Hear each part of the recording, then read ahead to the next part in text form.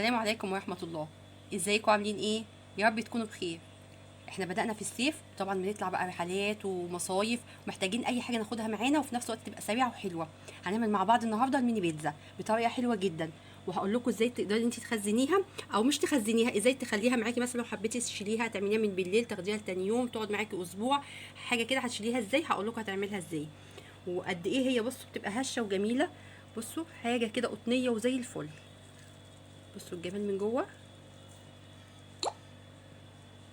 جميلة جدا. بس لو اول مرة تشوفيني ما تنسينيش في اللايك والاشتراك وتفعيل الجرس. نبتدي ونقول بسم الله. اول حاجه دلوقتي العجينه بتاعتي بتاعت الميني بيتزا محتاجه لها ايه. انا معايا كوبايتين ونص من الدقيق، معلقه كبيره من الخميره الفوريه، ومعلقه ونص صغيره من السكر بس مليانين، وعايزه كوبايه ميه دافيه او من الحنفيه مش مشكله بقى، هي الجو دافي اليومين دول فالميه بتبقى دافيه فما فيش مشكله. ومعلقتين كبار من الزيت، اي نوع زيت موجود عندك مفيش مشكله، انا ده زيت ذرة عادي. انا معايا كوبايه الميه، انا واخده نصها والنص التاني هستخدمه في العجن.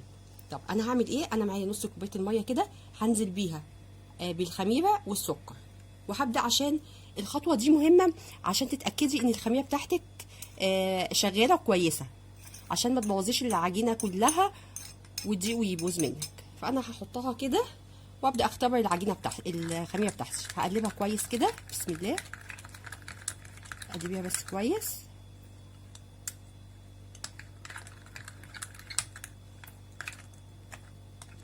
كده تمام. هبدا بقى اغطيها كده وهسيبها لحد ما اختبرها واشوفها هتعمل معايا ايه شويه، ونرجع نشوف هنعمل ايه تاني. خلاص كده بصوا انا الخميره بتاعتي اختبرتها وزي الفل. بصوا حجمها بيترفع كده وتحسي ان بيبقى فيها بابلز كتير، تمام. تعرفي ان الخميره بتاعتي كده كويسه. تعملي الخطوه دي امتى؟ لما تبقي مش واثقه في الخميره بتاعتك، لكن لو واثقه فيها خلاص اشتغلي عادي مفيش مشكله. انا هبدا اجيب كده الدقيق بتاعي الكوبايتين ونص، وطبعا لو انت عايزه تضاعفي الكميه هتضاعفيها عادي مفيش مشكله. بسم الله.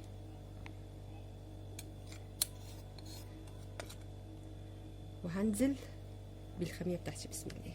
بصوا بس ما شاء الله جميله ازاي اهي. هنزل كل بقى الخميره اللي جوه دي، وهاخد معلقتين كبار من الزيت، وزي ما قلت لك اي نوع زيت عندك هيمشي مفيش مشكله فيها خالص. بسم الله. هاخد معلقتين كبار كده اهي، معلقتين بس كده تمام.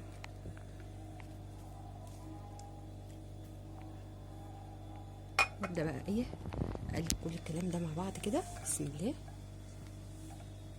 ومعايا بنص الميه، نص كوبايه الميه التانيه، وهبدا ازود بيها. طبعا مش هنزل بالنص كله، هنزل حبه حبه وابدا اعجن واشوف كل ما تعوز معايا ميه هزود لها. بس هي غالبا المقدار ده بياخد كوبايه ميه كده. فانا هشيل بقى المعلقه عشان عايزه اعجنها كويس عشان تطلع معايا عبء كويس كده. بس بسم الله.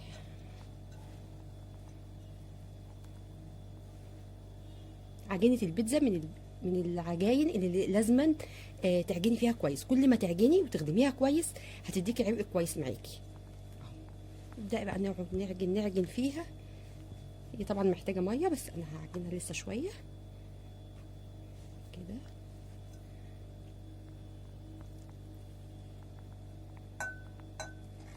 تزودي ميه وتعجني لحد ما تحسي العجينه بتاعتك بقت حلوه في ايدك.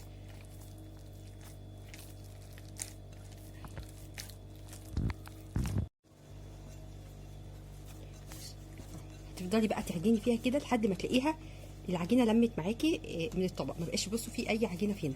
هنعمل ايه بقى؟ نطلعها كده بقى. واهم حاجه بقى ايه؟ شويه العجن اللي احنا هنعجنهم دول اقعدي بقى افردي فيها كده كده. شدي بصي، هي انا عايزه اول ما تيجي تشدي كده تلاقيها بتمط معاكي. اول ما تلاقيها بتمط معاكي وبقى اتربى لها عبء يبقى كده خلاص مش محتاجه ايه دعك تاني. هقعد بقى انا كده اعجن فيها يعني مثلا مش اقل من 5 دقايق، عجن متوسط كده تقعدي تعجني فيها. خلاص كده بصوا انا عجنتها حبه حلوين جدا. بصوا العجينه معايا بتمط وجميله ازاي. بصوا العرق، اهم حاجه تشديها كده. بصوا العرق بتاعها تحس ان هو بيشد، تعرفي ان عرقها كويس. هعمل ايه؟ انا هاخدها كده بصوا هي طريه وجميله وزي الفل كده. احطها في الطبق بتاعها كده ماشي، وهدهن بس وشها بنقطه زيت صغيره، نقطه صغيره خالص كده كده. وهغطيها بقى بستريتش او اي فوطه اي حاجه، وسيبيها لحد ما تخمر معاكي خالص. هسيبها لحد ما تخمر ونرجع نشوف هنعمل مع بعض ايه. خلاص كده انا بصوا الميني بيتزا بتاعتي خمرت وبقى زي الفل. بس مجرد انت تلاقيها كميتها ضعفت كده تعرفي ان هي خمرت وبقت كويسه، ما تسيبهاش اكتر من كده. هبدا بقى اخدها كده بسم الله كده. هاخد مثلا نص كميتها كده الاول عشان اعرف افردها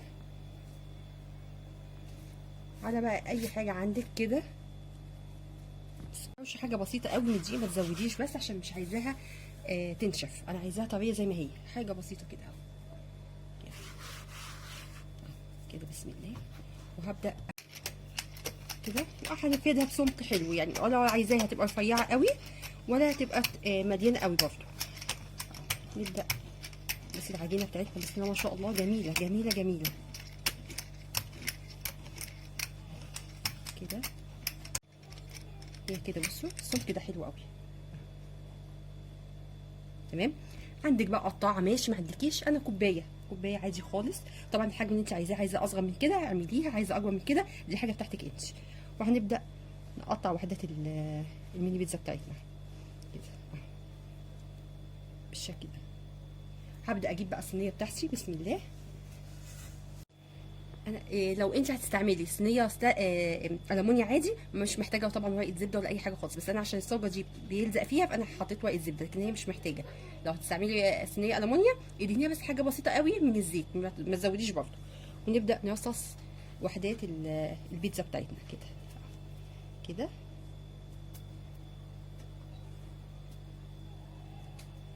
كده. نحط بس ايه نعفرها بحاجه من دي علشان الكوبايه ما تلزقش كده، عشان تبقى سهله بالنسبه لنا.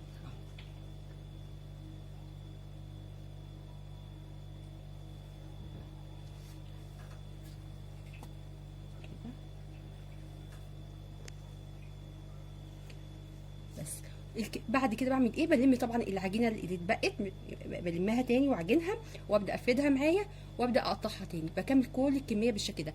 هكمل بقيه الصينيه بالشكل ده ونيجي نشوف هنعمل فيها ايه. خلاص كده انا خلصت الكميه بتاعتي كلها. قعدت بقى حته صغيره عملتها زي رول كده مولتو كده، وحطيت بس حطيت فيها جواها جبنات بقى وكده يعني. عايزه تعمليها كلها براحتك، انا بيبقى مني كام حته بدل ما بكملها كلها كده بعملها زي السندوتشات. طيب دلوقتي انا هعمل ايه؟ انا عندي الصلصه بتاعت البيتزا. انا بعمل صلصه سريعه جدا ما فيهاش اي حاجه، احنا عملناها كذا مره مع بعض.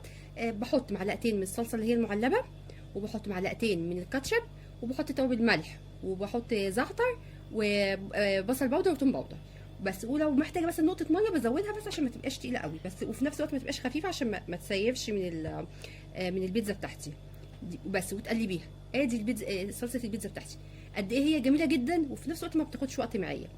طيب اعمل ايه؟ انا هبدا اجيب الصلصه بتاعتي اللي احنا عملناها مع بعض دي كده بسم الله، وهدهن وحدات البيتزا بتاعتي كده بسم الله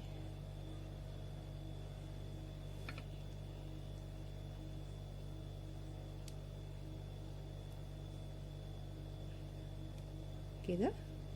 ندهنها بقى كلها كده بالشكل ده. طبعا احنا الصلصه دي عملناها قبل كده مع بعضينا، هسيب لكم برده تحت في صندوق الوصف الطريقه بتاعتها. خلاص كده انا خلصت الكميه كلها. التوبنج بتاعه بقى بتاعك يعني، لو عايزه تحطي زي ما انا حاطه كده شويه خضار وجبنه تمام، عايزه تحطي لحمه مفرومه حطي، عايزه تحطي بسطرمه تمام، لانش اي بصي اي حاجه انت حابه انت تحطيها حطيها، لكن احنا بنحبها بالخضار بس يعني. انا بحط فلفل وطماطم وزيتون وجبنه موزاريلا. اوقات بحط معاها ميكس جبن يعني، اوقات بحط برده ميكس جبن من تحت وبعد كده احط الخضار وبعد كده جبنه موزاريلا. فدي اختيار بتاعك انت اللي تحبيه اعمليه. انا هبدا اجيب الخضار بتاعي كده مثلا شويه فلفل مع طماطم كده، وابدا اوزع بقى كده على على البيتزات بتاعتي. وبرده الكميه بتاعتك انت تزودي تقللي حاجه تريحك حسب ما بتحبوا، ما فيهاش مشكله كده. انا عندي بيحبوا الفلفل فيها يعني هحاول ازود الفلفل شويه كده. وهعمل ايه تاني؟ هجيب الجبنه طبعا برضو كميه الجبنه زي ما بتحبي، عايزه تزوديها تقلليها اهو كده، واخد زيتونتين 3 كده فوق الوش وتحطيها بالشكل ده كده. احط حبه جبنه كده،